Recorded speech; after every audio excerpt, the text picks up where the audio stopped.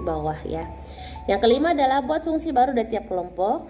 Dan yang keenam, buat penyederhanaan fungsi adalah dengan menggunakan hasil penjumlahan atau OR pada tiap-tiap kelompok fungsinya. Kita masuk ke contoh soal ya. Soal yang pertama adalah sederhanakan fungsi berikut dengan menggunakan Karnaugh Map ya. Ini fungsinya. Kita lanjut aja ke bahasannya ya. Nah, jadi kalau kita lihat ada A aksen, B aksen, C aksen. Itu kalau misalnya di fungsinya ada, kita kasih angka 1 karena kebetulan ini menggunakan 3 variabel ya. Berarti yang di atas, oke? Lalu ada A aksen, B, C aksen, lalu kita kasih angka 1.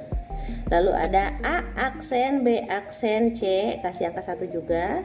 Lalu ada A, B aksen, C, lalu kita kasih juga 1. Jadi kalau yang nggak ada, kita kasih angka 0.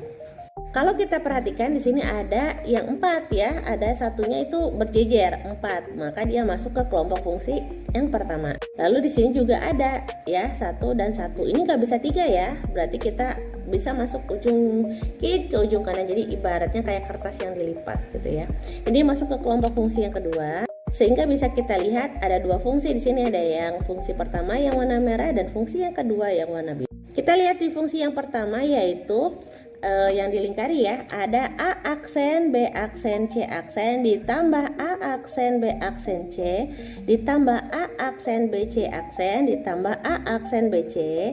Nah, kita gunakan hukum distributif di mana di sini ada variabel yang sama ya, ada A aksen, B aksen dan hasil penyisaannya adalah C aksen ditambah C dan ditambah A aksen B dikali C aksen plus C.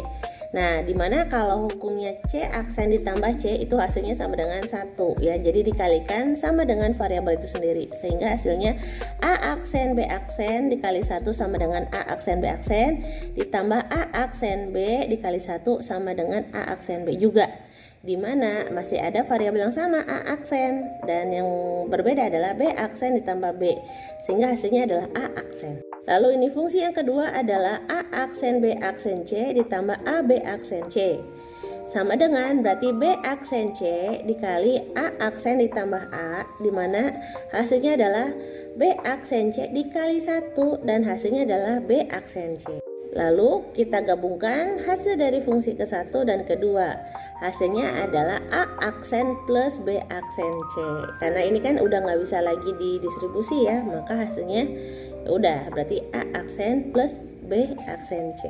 Contoh soal yang kedua itu A aksen B aksen C aksen D ditambah A aksen B C aksen D aksen ditambah A aksen B aksen C D ditambah A aksen B C D aksen ditambah